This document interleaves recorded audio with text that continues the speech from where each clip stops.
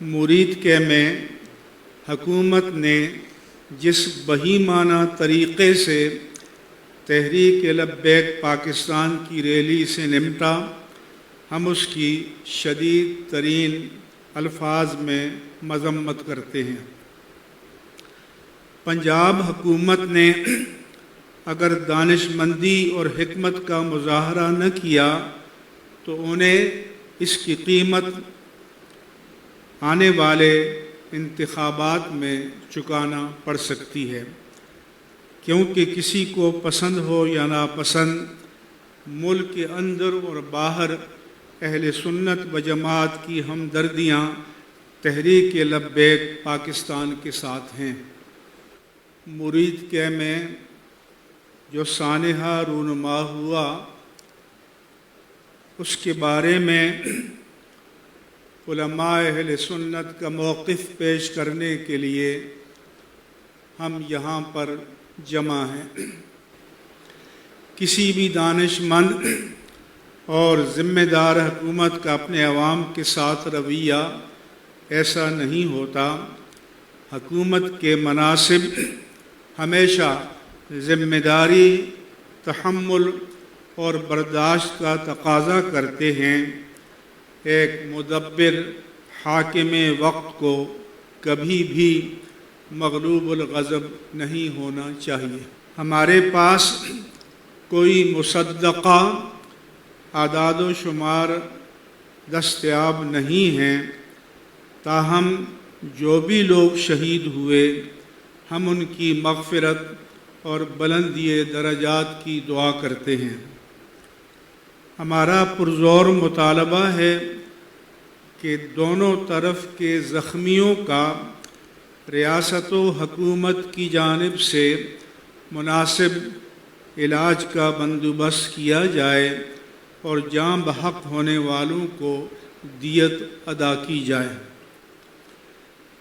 تحریک لبیک پاکستان آئین و قانون کے تحت قائم ایک دینی سیاسی جماعت ہے جو پاکستان الیکشن کمیشن میں رجسٹرڈ ہے اور قومی انتخابات میں حصہ لیتی ہے، آئین پاکستان کو تسلیم کرتی ہے اور قانون کی پابند ہے اور ہونا چاہیے۔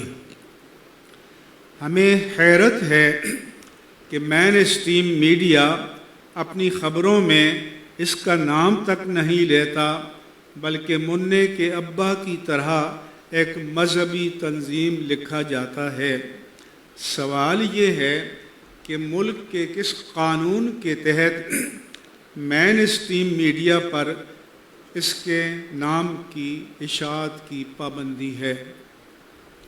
جب آپ خبروں کے آزادانہ ابلاغ کو روکتے ہیں تو پھر افواہوں کا بازار گرم ہو جاتا ہے، جو معاشرے کے لیے کسی بھی طرح بھی سود مند نہیں ہے۔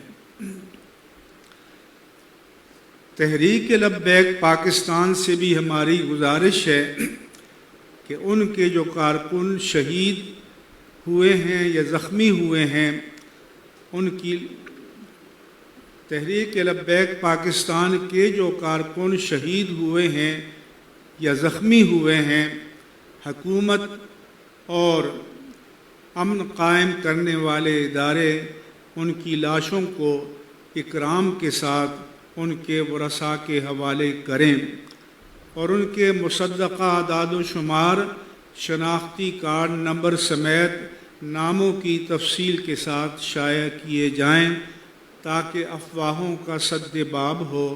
اور حکومت سے بھی مطالبہ ہے کہ وہ اپنے پاس دستیاب مصدقہ اعداد و شمار شائع کرے۔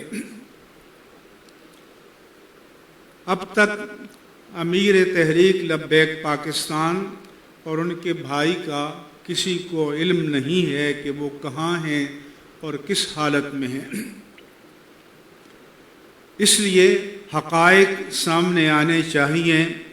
سچ کو عارضی طور پر تو چھپایا اور دبایا جا سکتا ہے، لیکن ہمیشہ کے لیے ہرگز نہیں۔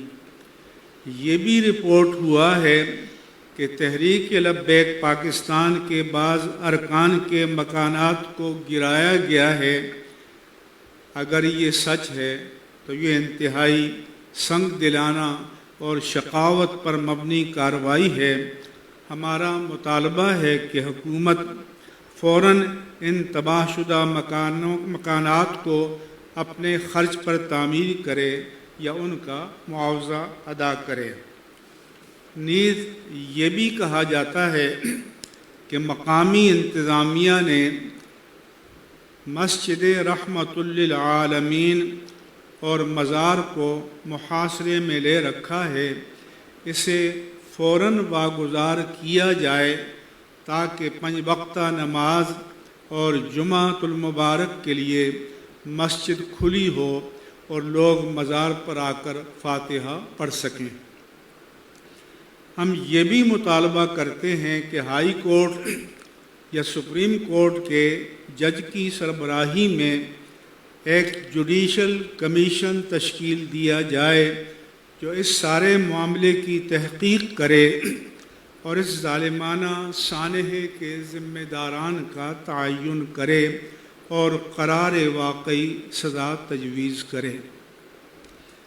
جوڈیشل کمیشن اس بات کی بھی تحقیق کرے کہ آیا اس کے پیچھے قادیانی لابی کی کوئی سازش تو کارفرما نہیں ہے، کیونکہ مرزا مسرور احمد نے کہا ہے پاکستان کے حکمران ہمارے لیے نرم ہو گئے ہیں اور اللہ نے بدلہ لے لیا، تو یہ تبصرہ بعض طرف توجہات کو یقیناً مبذول کرتا ہے۔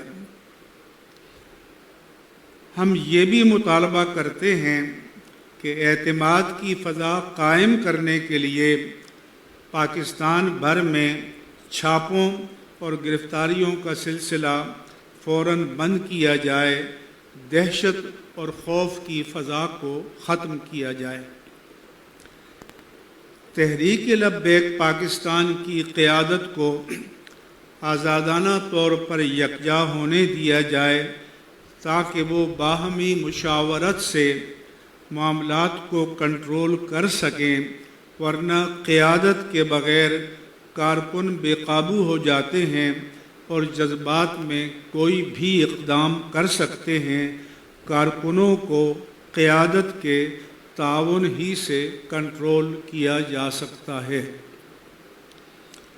ہمارا یہ بھی مطالبہ ہے کہ تحریک لبیک پاکستان کی شورا کے ذمہ دار ارکان اور وفاقی و صوبائی انتظامیہ کے ذمہ داران پر مشتمل ایک کمیشن تشکیل دیا جائے جو معاملات کو حل کرنے کا طریقہ کار طے کرے۔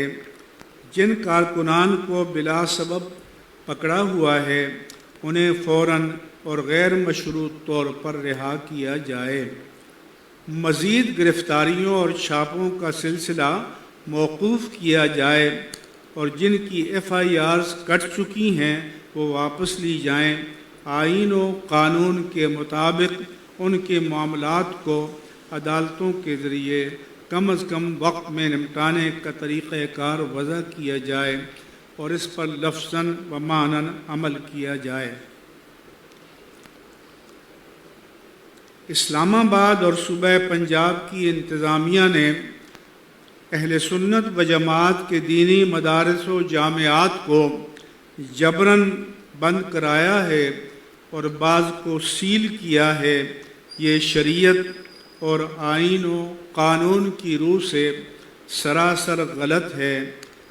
ان تمام مدارس کو فی الفور کھولا جائے تاکہ درس و تدریس کا سلسلہ شروع ہو اور علماء اور طلباء اپنے اپنے کاموں میں مشغول ہو جائیں، ورنہ اہل سنت اپنے خلاف اسے ریاست و حکومت کا انتقامی اقدام تصور کریں گے اور اس کے نتیجے میں سب کے دلوں میں منافرت پیدا ہوگی جو کسی بھی صورت میں ملک و قوم کے مفاد میں نہیں ہے۔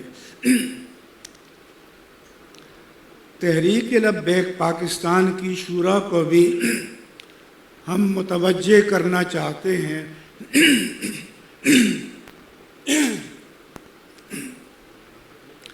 کہ نعرہ تکبیر اور نعرہ رسالت لگانے والے ہمیشہ پرامن رہے ہیں، ان پر کبھی بھی دہشت گردی اور فساد کا لیبل نہیں لگا۔ ان میں سے بیشتر تصوف کے سلاسل سے وابستہ ہیں۔ اس لیے تحریک لبیک کو بھی اپنی روایات اور تاریخ کا پاس رکھنا چاہیے، کیونکہ اس وقت اہل سنت و جماعت کے تمام پرجوش اور محبت رسول صلی اللہ علیہ وسلم سے معمور نوجوان اور دیگر طبقات کی بہت بڑی تعداد آپ سے وابستہ ہے۔ یہ پاکیزہ جذبے دین کی امانت ہیں، دین کا اثاثہ ہیں، اور انہیں دینی حکمت و بصیرت کے ساتھ استعمال کرنا چاہیے۔